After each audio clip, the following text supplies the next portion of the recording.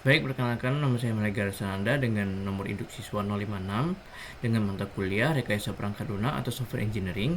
Di sini saya akan menjelaskan tentang apa itu SDLC tradisional dan juga penerapan waterfall model dan spiral model. Sebelum kita masuk ke dalam topik pembahasan, saya akan membahas tentang agenda apa saja sih yang harus kita bahas pada kesempatan kali ini. Yang pertama adalah what is SDLC, yang kedua adalah spiral model, yang kedua adalah waterfall model, yang ketiga ada spiral model, yang keempat ada comparison, yang kelima ada case studies, dan yang keenam adalah decision guide. Alright, kita masuk ke dalam topik pembahasan. What is SDLC? Software Development Life Cycle, or SDLC, is a structured process for planning, creating, testing, and deploying information system. It provides states to manage complexity, ensure quality, and align development with stakeholder needs. Artinya apa? Jadi, penggunaan SDLC ini adalah proses struktur dalam pengembangan baik itu aplikasi, sistem, website, dan lain-lainnya. Nah, mengapa kita harus perlu SDLC?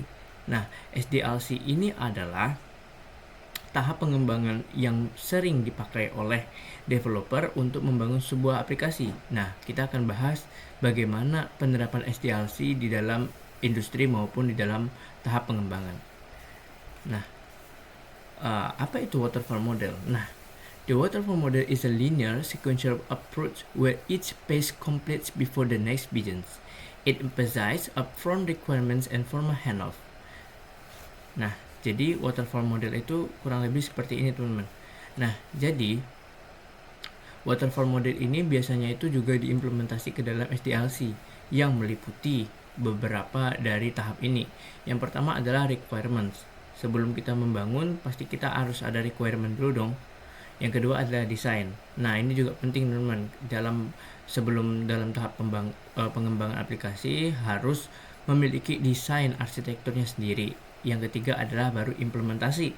Setelah requirement dan desain sudah dibuat, barulah kita melakukan implementasi.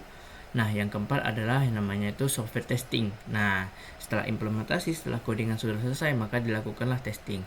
Dan yang terakhir adalah deployment. Nah, deployment ini sangat penting sekali ya, karena kalau tidak ada keempat tahap ini, kita tidak bakal deployment. Dan terakhir juga kalau misalnya software testingnya ini belum berhasil, kita juga nggak bisa deployment. Nah, kita masuk ke dalam tahap waterfall. Waterfall ini meliputi apa saja sih? Yang pertama adalah clear milestone and documentation, simple management and process tracking, we start for fixed, will understood requirement. Nah, ini tadi yang saya bilang, proses waterfall itu meliputi apa saja sih yang dikembangkan oleh para developer tersebut. Nah, sekarang kita masuk ke dalam spiral model. Spiral model ini adalah kombinasi iteratif development with systematic risk assessment.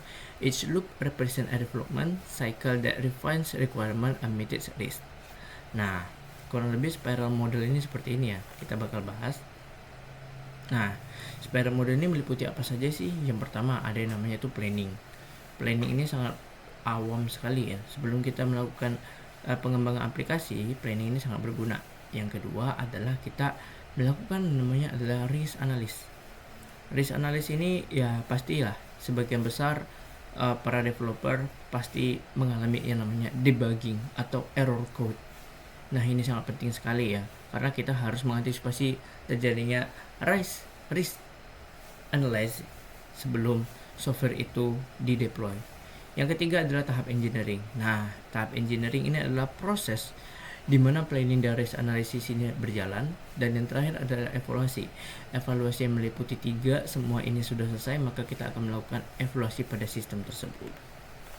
Nah, kurang lebih ada penjelasannya di bawah sini. Nah, di spiral juga meliputi apa saja sih? Yang pertama, explicit risk management, minimizes costly failures. Yang kedua adalah flexible, accommodates changing requirement via iteration. Dan terakhir adalah early prototype validation, improve stakeholder confidence. Yang artinya, ketika kita menggunakan spiral model ini adalah explicit risk managementnya ini lebih stabil ya teman-teman ya. Jadi meminimalisir terjadinya risk. Yang kedua adalah fleksibel. Ya, sangat fleksibel jika kita melakukan spiral model ini, karena kita bisa melakukan kerja sama tim dengan lebih fleksibel, dengan lebih teratur, dan tidak jarang terjadi miscommunication. Oke, baik. Mungkin itu aja saja yang dapat saya sampaikan terkait presentasi kali ini. Kurang lebihnya saya mohon maaf. Saya tutup. Wabillahi taufiq wal hidayah. Assalamualaikum warahmatullahi wabarakatuh.